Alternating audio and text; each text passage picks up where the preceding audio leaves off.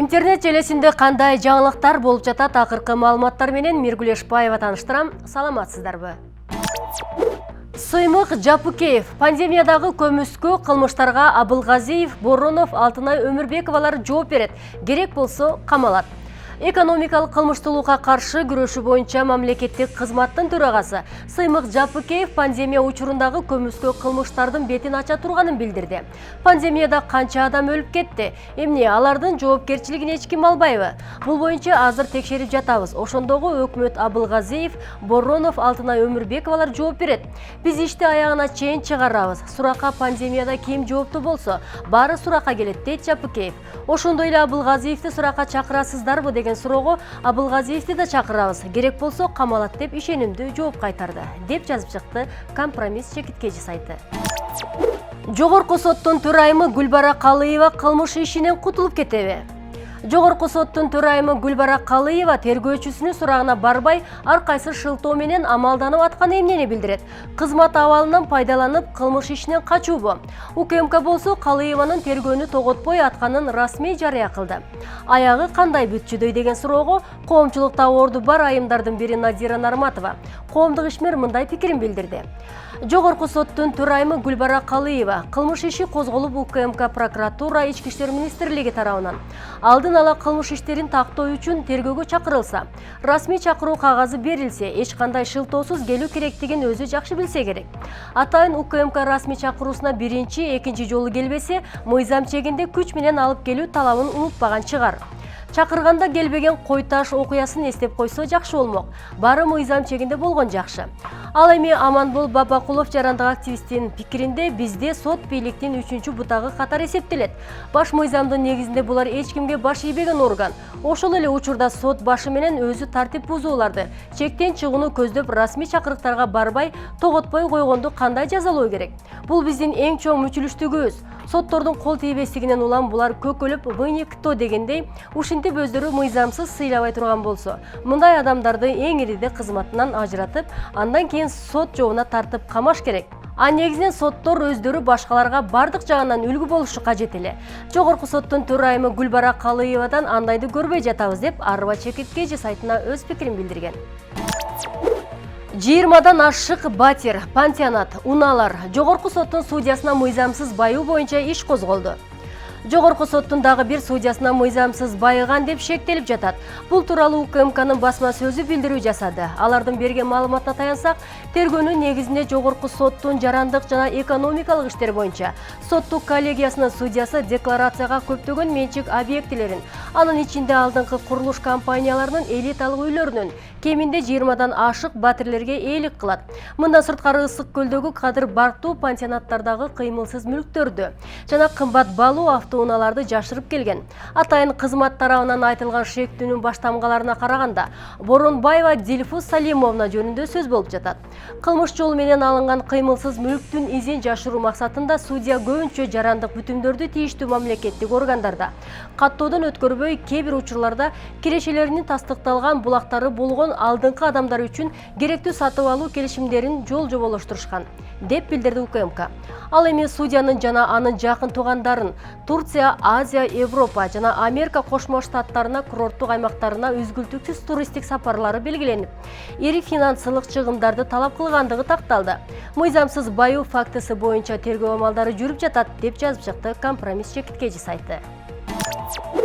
Алтуха кайманааты менен белгилүү Крим төбөл Алтынбек Ибраимов Ички иштер министрлигине чакырылды.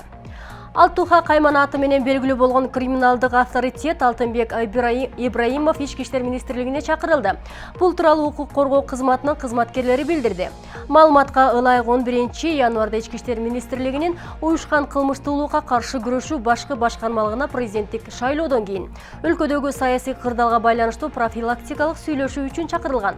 Белгилей кетсек, 2015 жылдын 16 апрелинде Ички иштер министрлигинин уюшкан кылмыштуулукка каршы күрөшүү башкы башкармалыгы тарабынан 1979 жылы туулган. Алтуха кайманаты бар, мурда 7 жолу соттолгон. Уюшкан кылмыштуу топтордун биринин мүчөсү. Статусуна Алтынбек Ибраимов кармалган. Акыркы жолу ал 2013 жылы Бишкек шаарында өзүнүн шериктери менен биргеликте Бишкек шаарынын тургунун күч менен автоунаасына салып, тоого алып кеткендиги үчүн кармалган. Ал жерде кылмышкерлер физикалык күч колдонуп, тургундан $80 000 талап кылышкан. Буга чейин 2013 жылы кылмыштуу топтун мүчөсү сот жообуна тартылып, бирок кийин ал жазадан кутулуп кеткен. Кем меня Алтуха зовут? Алтуха являюсь. Алтуха, да?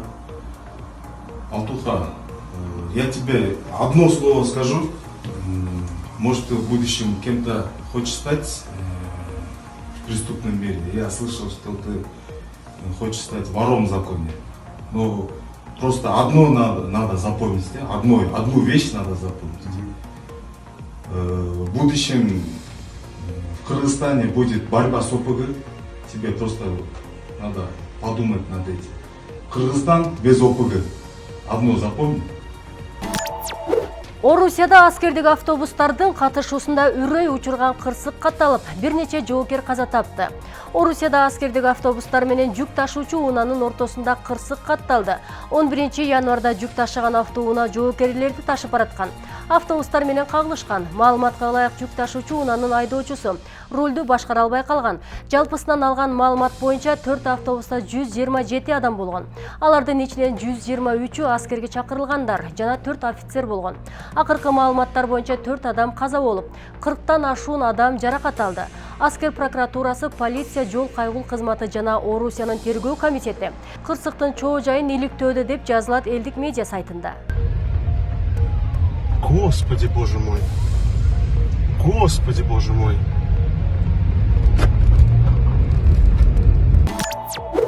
Ошто автоунаа көпүрөгө асылып калды. Ош шаарында автоунаа жол кырсыкка учурады. Анда жеңил автоунаа көпүрөгө табышмактуу түрдө асылып калган.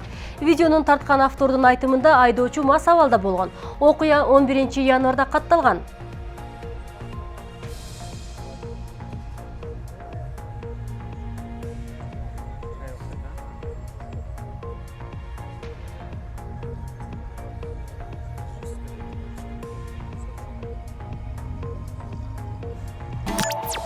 Актер Самат Эркинбеков мынасага жаңы жыл аттуу тасманын бет ачарында президенттикке талапкер Садыр Жапаровду туурап тамаша оюн койгон. Көп өтпөй бул тамашаны түшүнбөгөн Жапаровдун көрөрмандары Саматтын дарегин ачуу сөздөрдү жазып, кээ бири коркутуу сөздөрүндө комментарийга калтырган. Бул тууралуу өзү Instagram баракчасына билдирди. Бул аткаруум шылдың эмес, пародия. Көпчүлүк тарапташтар мени жеп жатышат. Бул видеону Садыр агабыз өзү көрсө деле жылмайып койсо керек. Туугандар, мен деле ушул кишини колдоп атам. Мага жаман комментарий жазбагыла. Болду эми бир ачууңарды мага бергиле алтындарым. Юмор есть юмор. Шеп айткандай баш кесмек бар, тил кесмек жок деп жазды. Ассаламу алейкум, урматтуу туугандар. Мен кечээкү биздин кинобуздун премьерасындагы выступлениядон кийин көптөгөн СМС-дер, көптөгөн жаман сөздөр менин дарегиме жазылып аткан экен. Туугандар, эми ал бул юмордо мен Садыр Жапаровду бир жаман айтып, бир жаман сындап, же тарапташтары жаман деп айткан жерим жок. Бул пародия, бул юмор. Мен деле силердин тарапташыңармын, туугандар. Сөгөрүңөрчү, мен деле сөгүнүп атасыңар. Мурутуна муз тоңсода ырдаган энергетиктер. Мурутуна муз тоңсода созулонто оон созгон энергетик кызматкерлерин ыры соц желеге тарады.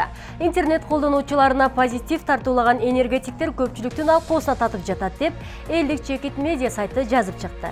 Сулуда кандай кебиң бар, теңирима кошкон теңим бар, капыстан калдык кезигип, эк тагдыра кандай дегиң бар, томугум сыйры уча албайм. Сиздердин да күнүңүздөр позитив менен уланып, жакшы жаңылыктар коштосун. Интернет желесиндеги акыркы маалыматтар менен тааныштырып Миргүл Эшбаева болдум. Саламатта калыңыздар.